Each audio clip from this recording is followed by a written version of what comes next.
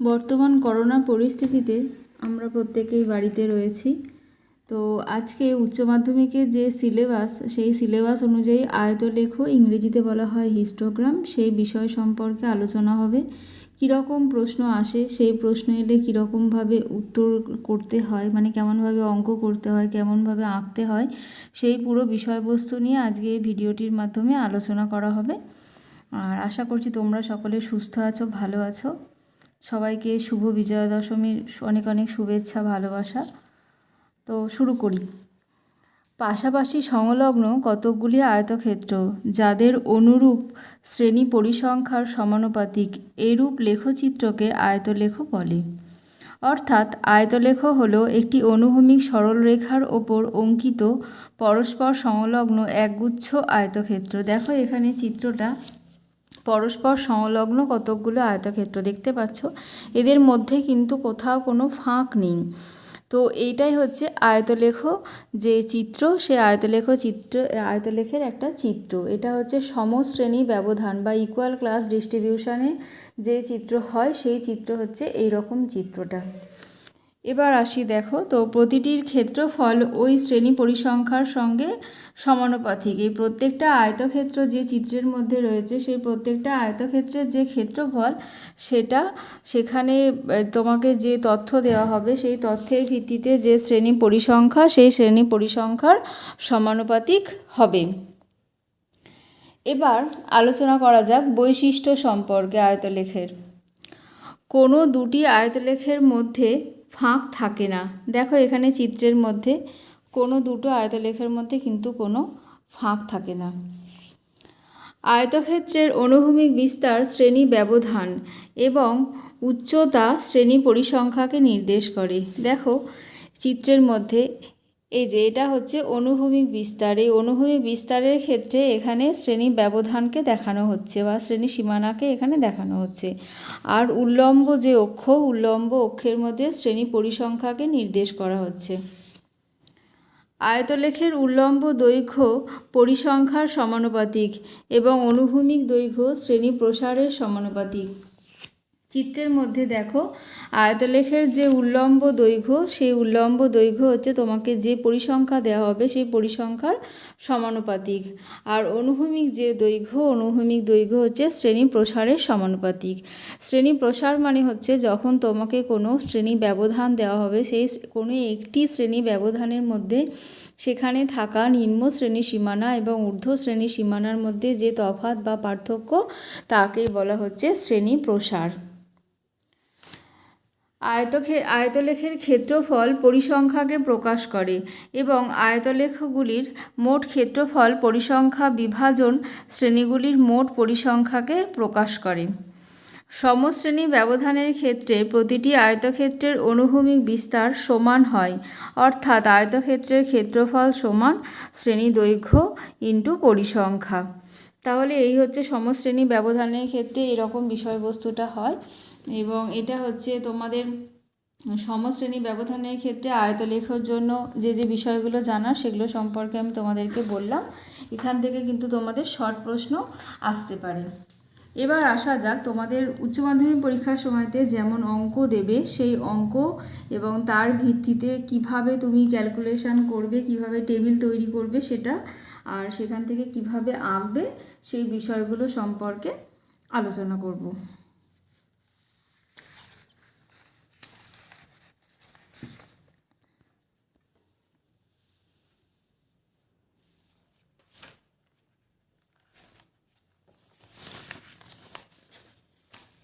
দেখো তোমাদের এরকম অঙ্ক দিয়ে দেওয়া হবে পরীক্ষার সময়তে, এরকম অঙ্ক দিয়ে দেয়।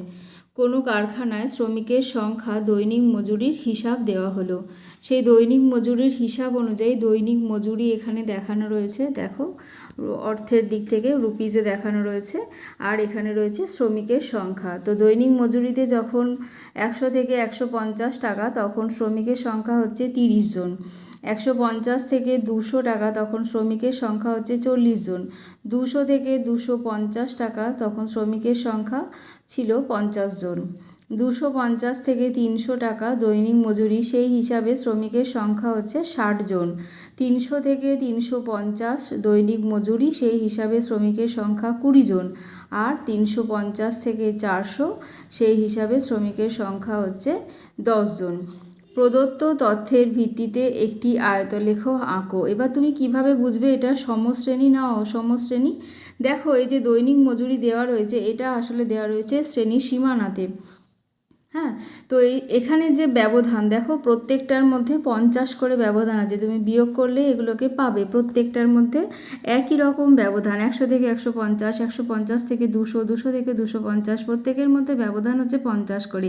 এটা দেখেই তুমি বুঝতে পারবে যে এটা আসলে সমশ্রেণী। আবার অনেক সময় অঙ্কে বলেও দেওয়া থাকে সমশ্রেণী। বলে দেওয়া থাকলে সুবিধা, কিন্তু বলে দেওয়া না থাকলে তোমরা এইভাবে শ্রেণী ব্যবধানটা দেখে খুব ভালো করে বিষয়টা বুঝতে পারবে। এবার দেখো, সমাধানের জন্য যে টেবিলটা করতে হবে, আমি সেই সমাধানের টেবিলটা এখানে তৈরি করেই রেখেছি, তোমাদেরকে ওটা বলছি, তোমরা এইভাবে তৈরি করবে। প্রথমে আমি এখানে একটা হেডিং লিখেছি, আয়তলেখ অঙ্কনের জন্য সারণী। আর তার তলায় যে ব্র্যাকেটে যেটা লিখেছি সেটা কিভাবে লিখলাম তোমাদের আগে টেবিলটা বলি, তারপর ওটা বলছি। দেখো, প্রথমেই লিখেছি শ্রেণী সীমানা, কারণ আমি দেখলাম যে এখানে যে দৈনিক মজুরি দেওয়া রয়েছে সেখানকার ক্ষেত্রে কোনো একটা নির্দিষ্ট শ্রেণীর যে ঊর্ধ্ব শ্রেণী সীমানা এবং তার পরবর্তী শ্রেণীর যে নিম্ন শ্রেণী সীমানা, দুটো মান একই। যখন এই দুটো মান এক হয় তখন বোঝা যায় যে তার মানে এই যে শ্রেণীটা রয়েছে শ্রেণী সীমানাতে। আর যদি এক না হতো তাহলে থাকতো শ্রেণী সীমাতে। এর আগের ভিডিওতে তোমরা দেখবে আমি এই বিষয়গুলো সম্পর্কে আলোচনা করেছিলাম। তো দেখো, এটা রয়েছে এখানে শ্রেণী সীমানা, এখানে দেখানো রয়েছে দৈনিক মজুরি রুপিজে। আমি এখানে শ্রেণী সীমানার মধ্যে দৈনিক মজুরিগুলো পরপর লিখে নিয়েছি, প্রত্যেকটা শ্রেণী পরপর লিখে নিয়েছি। এরপর দেখো আসি পরিসংখ্যা। এই অনুপাতে যে পরিসংখ্যা দেওয়া ছিল শ্রমিকের সংখ্যা, আমি সেটাও পরপর এখানে লিখে নিয়েছি। যখন এই পরিসংখ্যাকে টোটাল করছি, যোগ করছি, তখন যোগ করে এখান থেকে পাওয়া যাচ্ছে 210 জন শ্রমিক এখান থেকে পাওয়া যাচ্ছে মোট। এবার এই যে পরিসংখ্যাকে ইংরেজিতে বলা হয় ফ্রিকোয়েন্সি। এই ফ্রিকোয়েন্সির মোট দেখানো হয় অনেক সময় এই ক্যাপিটাল এন লিখে দেখানো হয়, বা অনেক সময় সামেশান এফ লিখেও দেখানো হয়। এই যে সামেশান এফ অথবা এন এইভাবে লিখেও দেখানো হয়ে থাকে টোটাল যে শ্রমিকের সংখ্যা সেটা। এটা আমি নির্ণয় করে রাখলাম, কারণ ওই যে ওপরে একটা হেডিং লিখেছিলাম, সেই হেডিংয়ের তলায় যেটা লিখবো সেটা লিখবার জন্যে। দেখো, এখানে আমি লিখেছি 210 জন শ্রমিকের দৈনিক মজুরির হিসাব রুপিজে। এই যে 210 জন শ্রমিক, সেটা আমি পেলাম মোট পরিসংখ্যা করে। এবার দেখো শ্রেণী প্রসার, আমি একটু আগে শ্রেণী প্রসার কাকে বলে বলেছি। তো এখানে শ্রেণী প্রসার দৈনিক মজুরি রুপিজে এটাই দেখানো হচ্ছে, তাই আমি এখানে লিখেছি। সব সময় কিন্তু তোমাদের যদি একক দেওয়া থাকে তখন তোমরা কিন্তু অবশ্যই এককগুলো লিখবে, না হলে কিন্তু পরীক্ষার সময় নম্বর বাদ চলে যাবে। দেখো, এখানে 100 থেকে 150 ছিল, তার মানে এখানে হচ্ছে 50 শ্রেণী প্রসার, কারণ এই যে ঊর্ধ্ব শ্রেণী সীমানা মাইনাস নিম্ন শ্রেণী সীমানা করলে পাওয়া যাচ্ছে 50। প্রত্যেকটার ক্ষেত্রে সমান, তাই এটা রয়েছে সমশ্রেণীতে, তাই আমি প্রত্যেকটা ঘরে বিয়োগ করে করে এখানে 50 লিখে নিয়েছি। এরপর এই অনুযায়ী আমি একটা অনুভূমিক স্কেল নিয়েছি। অনুভূমিক স্কেল সেখানে নিয়েছি 2 সেন্টিমিটার সমান 50 শ্রেণী প্রসার, ব্র্যাকেটে লিখেছি দৈনিক মজুরি। এখানে 2 সেমি করে মান, প্রত্যেকের ক্ষেত্রে সমান মান, তাই আমি প্রত্যেকটা মানের ক্ষেত্রে 2 সেমি করে এখানে লিখে নিয়েছি। এরপর দেখো নিয়েছি উল্লম্ব স্কেল, কারণ উল্লম্ব স্কেলে তো পরিসংখ্যাটা পরিমাপ করা হবে। তোমাকে যেরকম এখানে পরিসংখ্যা দেওয়া থাকবে, সেই পরিসংখ্যার সব থেকে নিচু যে মান, সব থেকে কম যে মান, এখানে 10 হচ্ছে সব থেকে লোয়েস্ট মান, আর সব থেকে বেশি মান হায়েস্ট মান হচ্ছে 60। হ্যাঁ, তো এর ভিত্তিতে আমি এখানে একটা পরিসংখ্যা মান ধরে নিয়েছি। এখানে আমি 5 নিয়েছি, যাতে করে আমি সব থেকে ছোট যে মান আছে তাকেও ভালোভাবে দেখাতে পারবো, আর সব থেকে বড় যে মান আছে তাকেও আমি ভালো করে দেখাতে পারবো। তো এখানে আমি ওই জন্য 1 সেমি সমান 5 পরিসংখ্যা যেহেতু দেখাচ্ছে শ্রমিকের সংখ্যা, তাই আমি সেটা এখানে ব্র্যাকেটে লিখে দিয়েছি। এরপর এই 5-এর সঙ্গে প্রত্যেকটা পরিসংখ্যাকে ভাগ করে করে আমি এই মানগুলো এখান থেকে পেয়েছি। 5কে 30 দিয়ে ভাগ করে সেখানে 6 পেয়েছি, 40কে ভাগ করে 8 পেয়েছি, এইভাবে আমি প্রত্যেকটাকে লিখে নিয়েছি। এবার কিভাবে আঁকতে হবে সেটা আমি তোমাদেরকে দেখাবো। আঁকাটা আমি তোমাদেরকে 2 রকমভাবে দেখাবো। একটা দেখাবো সাদা পাতার মধ্যে আঁকা, আর একটা দেখাবো গ্রাফ পেপারের মধ্যে। গ্রাফ পেপারের মধ্যে আঁকাটা সুবিধাজনক। তো তোমাদের পরীক্ষার সময়তে গ্রাফ পেপারে দেবে আঁকার জন্য, তোমরা চাইলে সাদা পাতাতেও আঁকতে পারো, তোমাদের যেটা সুবিধা। তাই আমি এখানে তোমাদের জন্য দুটোই দেখিয়ে রাখবো, তোমাদের যার যেটা সুবিধা হবে সে সেটা সেইভাবেই করবে।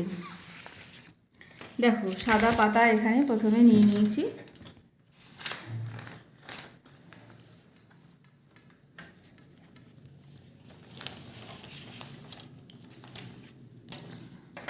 সাদা পাতা আমি এখানে নিয়ে নিয়েছি। প্রথমে আমার যে নিম্ন শ্রেণী সীমানা রয়েছে আর ঊর্ধ্ব শ্রেণী সীমানা প্রত্যেকের মধ্যে ব্যবধান তো 50 করে, আর 2 সেমি করে আমি মান নিয়েছি। তো সুতরাং এখানে আমাকে 1 2 3 4 5 6 6 দুগুণে 12 সেন্টিমিটার এখানে আমাকে মান নিতে হবে।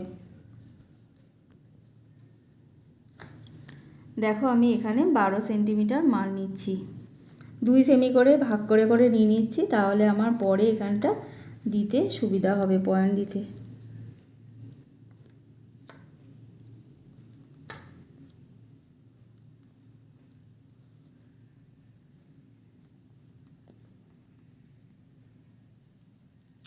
নিয়ে নিলাম। এবার আমি এখানে এগুলোকে একটু নামিয়ে নেবো, যে পয়েন্টগুলো দিয়েছি সেগুলোকে, যাতে করে আমার আঁকার ক্ষেত্রে সুবিধা হয়। লিখে নেব শ্রেণী সীমানাগুলো।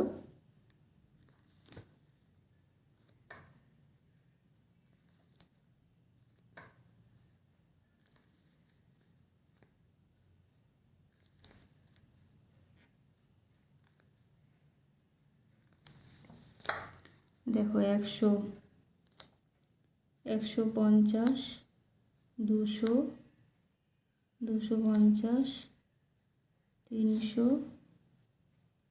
350 400। এবার নিতে হবে উল্লম্ব স্কেলটা। উল্লম্ব স্কেল এখানে হায়েস্ট মান ছিল 60, সেই অনুযায়ী দেখো বেরিয়েছে 12 বেরিয়েছে মান, তার মানে আমাকে 12 সেন্টিমিটার মান নিতে হবে। উপরের দিকে যে উল্লম্ব স্কেল, সেই উল্লম্ব স্কেল অনুযায়ী আমাকে 12 সেন্টিমিটার মাপ নিতেই হবে। সেজন্য আমি এখানে স্কেলটা বসিয়ে এখানেও আমি 12 সেন্টিমিটার মাপটা নিচ্ছি।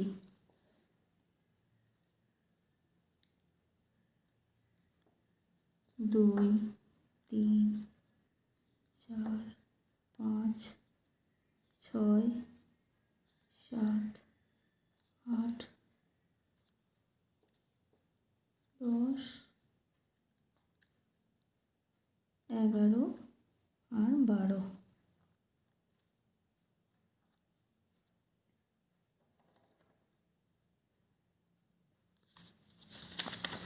বারো সেন্টিমিটার মাপ নিয়ে নিলাম। এবার এখানে লিখে নেব 0,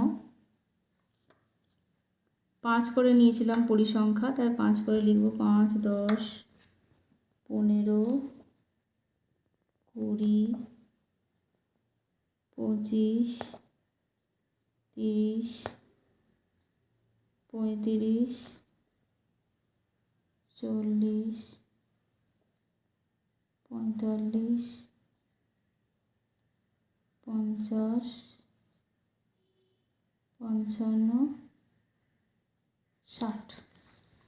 এবার দেখো এখানে 100 থেকে 150 যেটা দেওয়া ছিল, সেই 100 থেকে 150 অনুযায়ী আমার এখানে ভাগ করে এখানে বেরিয়েছিল দেখো 6 মানটা। যখন আমি ধরেছিলাম 1 সেন্টিমিটার সমান 5 পরিসংখ্যা, তখন আমার মান বেরিয়েছিল 6। এই যেমন তখন মান বেরিয়েছিল 6, তাই আমি এখানে 100 থেকে 150 অনুযায়ী ধরে আমি এখানে 6 সেন্টিমিটার পর্যন্ত নেব মান।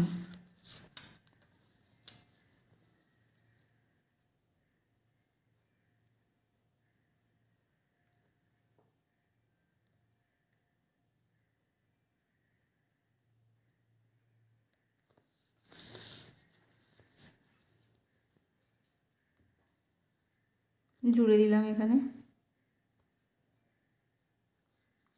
এরপরে দেখো রয়েছে 8 সেন্টিমিটার, মানে 6 সেন্টিমিটার থেকে আমাকে 2 সেমি বাড়িয়ে নিলেই হবে।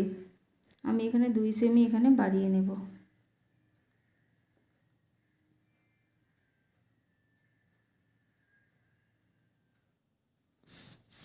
বাড়িয়ে নিলাম 2 সেমি।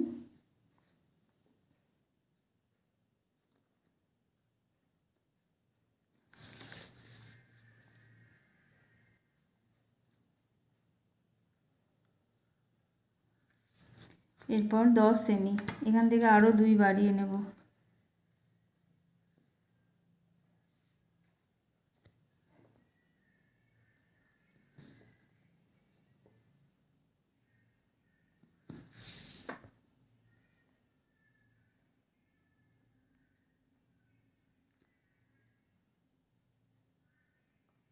দুই সেমি নিলাম।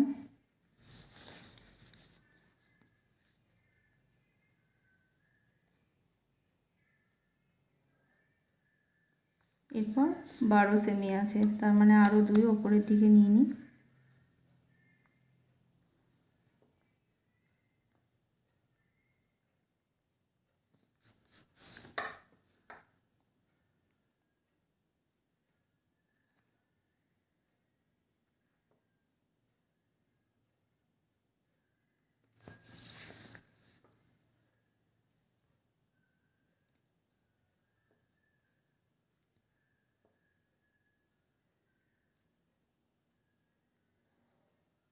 বারো সেমি হয়ে গেছে। এবার আমার 4, এর পরের মান হচ্ছে 4। তো দেখো এখানে 4 নিয়ে নেবো।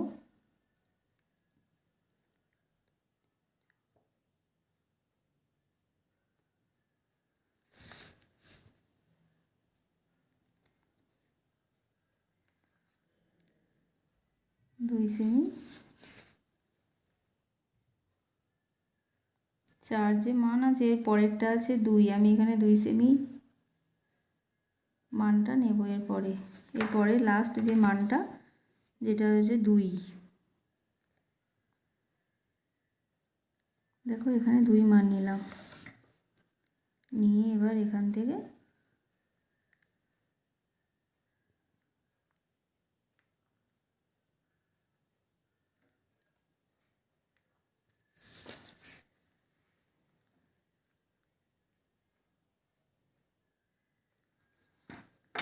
এটা আঁকা হয়ে গেল।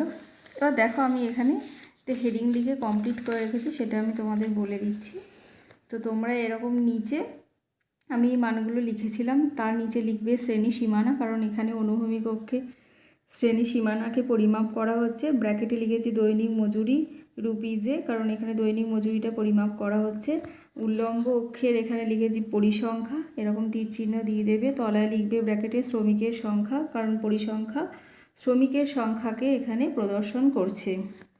এরপর এই আঁকাটা পুরোটা কমপ্লিট। এর নিচে স্কেল লিখতে হবে, স্কেল বলে লিখেছি, তলায় লিখেছি অনুভূমিক স্কেল 2 সেমি সমান 50 শ্রেণী প্রসার, ব্র্যাকেটে লিখেছি দৈনিক মজুরি। এখানে যেহেতু 2 সেমি করে মান আছে তাই অনুভূমিক স্কেলটা লিখে নিয়েছি। এবার উল্লম্ব স্কেলের ক্ষেত্রে লিখেছি 1 সেমি সমান 5 পরিসংখ্যান, ব্র্যাকেটে লিখেছি শ্রমিকের সংখ্যা।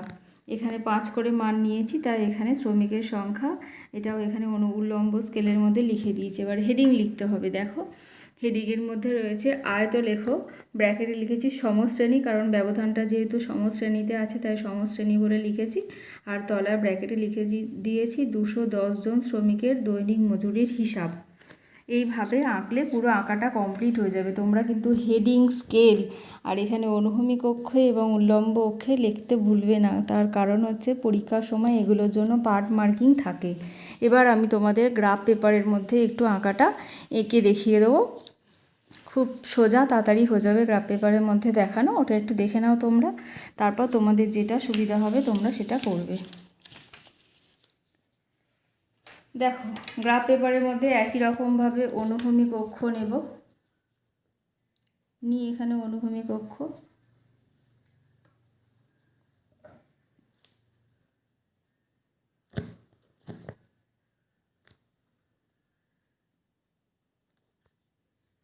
আগে থেকে একটু বাড়িয়ে নিলাম।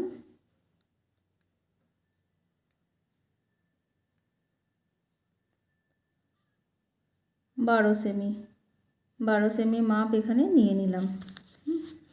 12 সেমি মাপ নিয়ে নেওয়ার পর যেহেতু গ্রাফ পেপার, এখানে লিখলাম 100, 150, 200,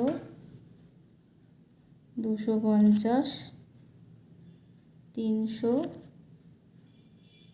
350, 400। এটা গেল শ্রেণী সীমানা। এবার উল্লম্ব অক্ষে আসি। দেখো উল্লম্ব অক্ষের মধ্যে মানটা নিতে হবে। উল্লম্ব অক্ষে 12 সেমি। একটু আগে তোমরা দেখেছো যে উল্লম্ব অক্ষের মানও আমাদেরকে 12 সেমি নিতে হচ্ছে।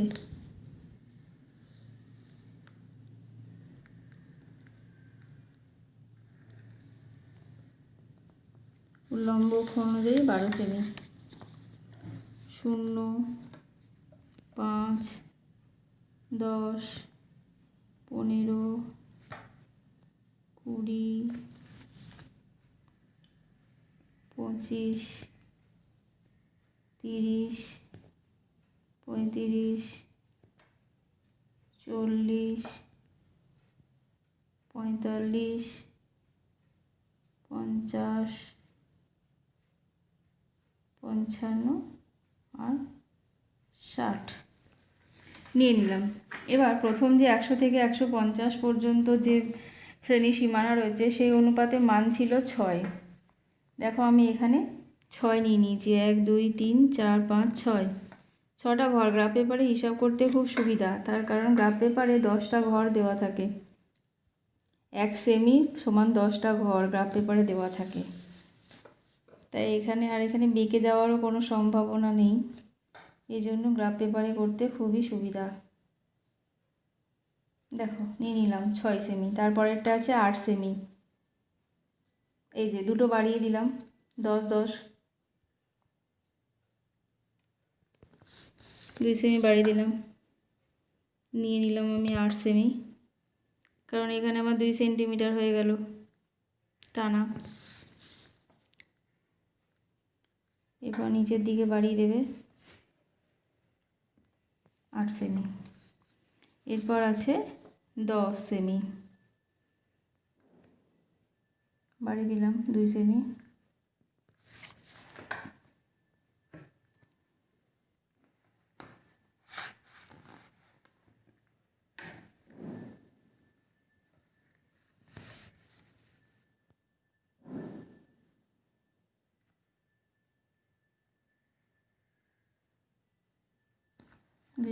বাড়িয়ে দিয়েছি।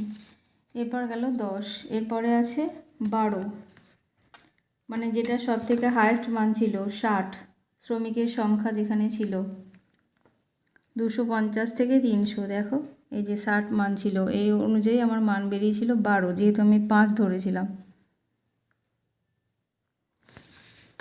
দেখো 12 সেমি।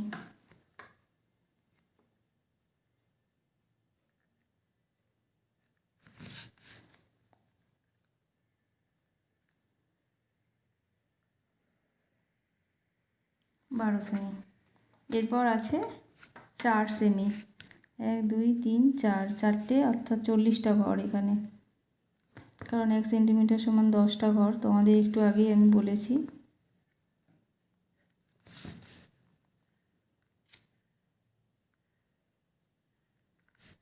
আর শেষ যেটা রয়েছে সেটাতে আছে 2 সেমি। এই যে 2 সেমি মাপ নেওয়া হয়ে গেছে, এখান থেকে টেনে দেবো। এরপর নিচে স্কেল লিখতে হবে, যেমনটা তোমাদের আমি এইভাবে আঁকাটা আসবে গ্রাফ পেপারের মধ্যে। তোমরা এরকম গ্রাফ পেপারের মধ্যে আঁকবে। মিলিমিটার ডিভিশনে তোমাদের পরীক্ষার সময়তে এই গ্রাফ পেপারই দেওয়া হয়, তো তখন তোমরা গ্রাফ পেপারের মধ্যেও বাড়িতে প্র্যাকটিস করবে। গ্রাফ পেপারে আঁকাটা অপেক্ষাকৃত সোজা, তোমাদের আঁকতে সুবিধা হবে। আর গ্রাফ পেপারের মধ্যে এরকম আঁকার পর যেরকমটা আমি তোমাদের সাদা পাতায় দেখিয়েছিলাম শ্রেণী সীমানা, তো তোমরা গ্রাফ পেপারের মধ্যেও তলাতে লিখবে শ্রেণী সীমানা। ঠিক সাদা পাতার মতো এখানে লিখবে শ্রেণী সীমানা, ব্র্যাকেটে লিখবে দৈনিক মজুরি। এখানে উল্লম্ব স্কেলে যেভাবে লিখেছিলাম পরিসংখ্যা, ব্র্যাকেটে শ্রমিকের সংখ্যা, এখানে উল্লম্ব স্কেলের ক্ষেত্রে পরিসংখ্যা, ব্র্যাকেটে শ্রমিকের সংখ্যা লিখতে হবে। উল্লম্ব স্কেলের এখানে লিখে দিতে হবে। উপরে হেডিং লিখতে হবে আয়তলেখ শ্রমশ্রেণী, ব্র্যাকেটে লিখতে হবে 210 জন শ্রমিকের দৈনিক মজুরির হিসাব রুপিজে, যেমনটা আমি সাদা পাতার মধ্যে লিখে দেখিয়েছিলাম সেই একই এখানেও লিখতে হবে। আর এই স্কেলটাও এখানে একই রকম লিখবে। অনুভূমিক স্কেল এবং উল্লম্ব স্কেল এইভাবে আঁকলে দেখবে তোমাদের আঁকাটা সুবিধা হবে। আর তোমাদের বইতে দেখবে, প্র্যাকটিক্যাল বইতে এরকম অনেক দেওয়া আছে সমস্যা, সেগুলো তোমরা বাড়িতে সমাধান প্র্যাকটিস করবে, পরীক্ষার সময় আসে। আর যদি কোথাও কোনো সমস্যা হয়ে থাকে আঁকার সময়তে, তাহলে অবশ্যই আমাকে জানাবে, আমি তোমাদেরকে নিশ্চয়ই বলবো। সকলে সুস্থ থেকো, সাবধানে থেকো। আজকের ক্লাস এখানে শেষ হলো।